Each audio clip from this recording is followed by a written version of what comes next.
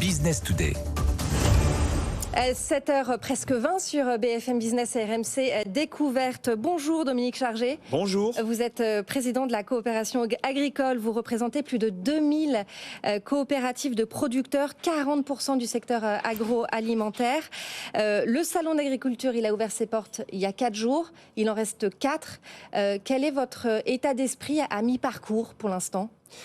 On nous avait promis que ce serait un salon qui ne serait pas comme les autres. Et effectivement, ce salon s'est ouvert sous les manifestations et les revendications des agriculteurs tout à fait légitimes et que nous partageons, qui manifestent une inquiétude, une incompréhension et même une colère, parce qu'aujourd'hui, nous avons effectivement un décrochage très fort de nos capacités de production en France, un carcan normatif et réglementaire qui nous empêche de produire, et des agriculteurs aujourd'hui qui ont un manque de reconnaissance, qui manifestent un manque de reconnaissance, un manque de capacité à exercer leur métier, et on voit effectivement un décrochage très fort de notre compétitivité et de nos capacités à produire. Alors on va y revenir sur tous ces points.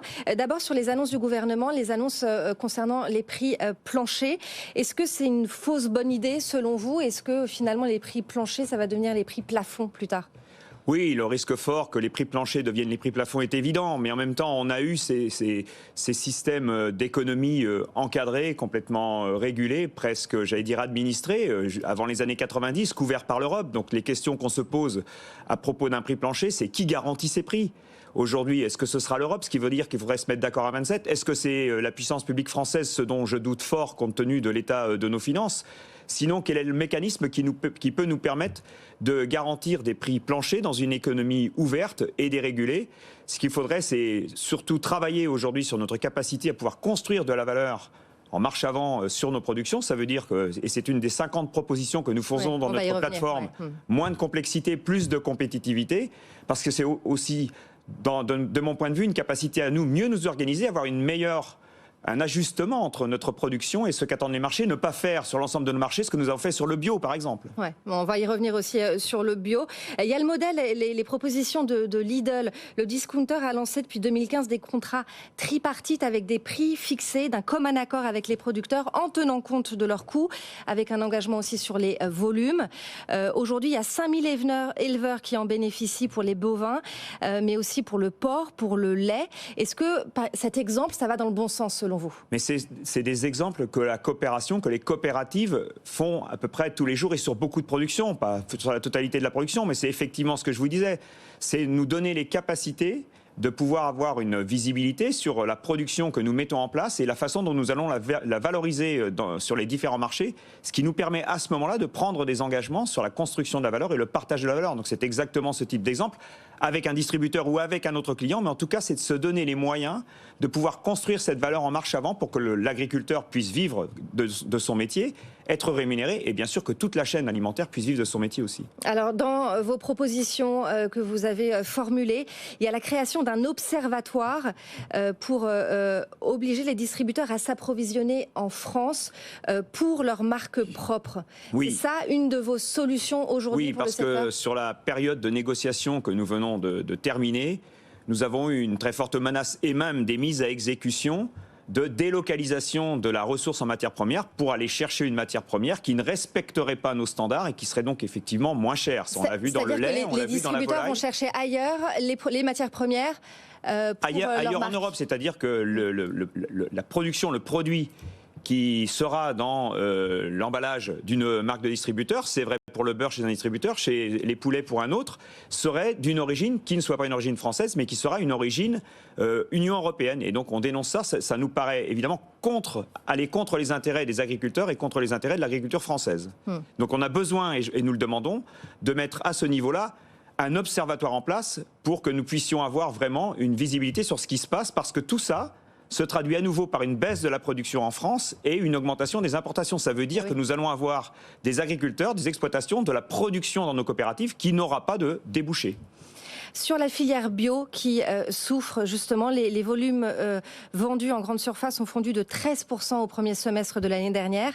Les coûts de production trop élevés auxquels il faut ajouter le prix du label. Qu'est-ce que vous attendez pour cette filière bio ?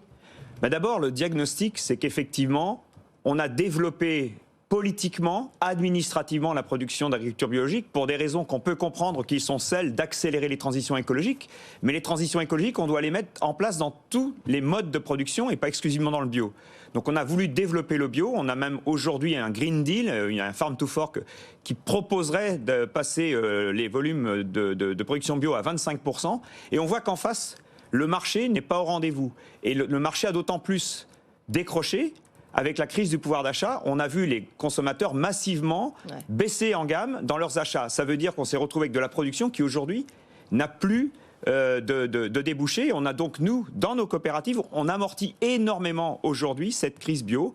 On accompagne les producteurs en déclassant la production qui n'a plus de marché ou en faisant en sorte qu'ils puissent attendre un peu, laisser leur bâtiment un peu vide pendant une certaine période et on rémunère cette période.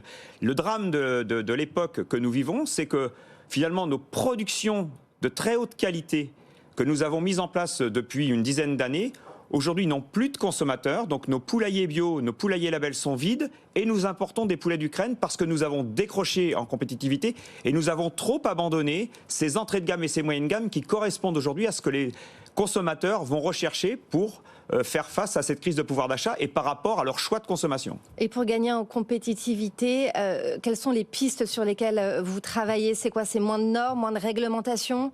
Il y a effectivement tout ce carcan administratif qui aujourd'hui entrave les capacités de production de la France, l'interdiction d'un certain nombre de molécules pour pouvoir protéger nos cultures est aujourd'hui un problème que nous avons en France. Nous utilisons par exemple 50 molécules de moins que le reste de l'Europe, qui elle-même utilise 50 molécules de moins que le reste du monde. Il y a l'accès à l'eau, qui devient un vrai problème dans certaines productions, avec des décrochages de rendement, et donc des filières qui peuvent être mises en danger. Donc il faut absolument que nous restaurions les capacités de production, organisions la production. On a un problème aussi au niveau du coût complet du travail en France.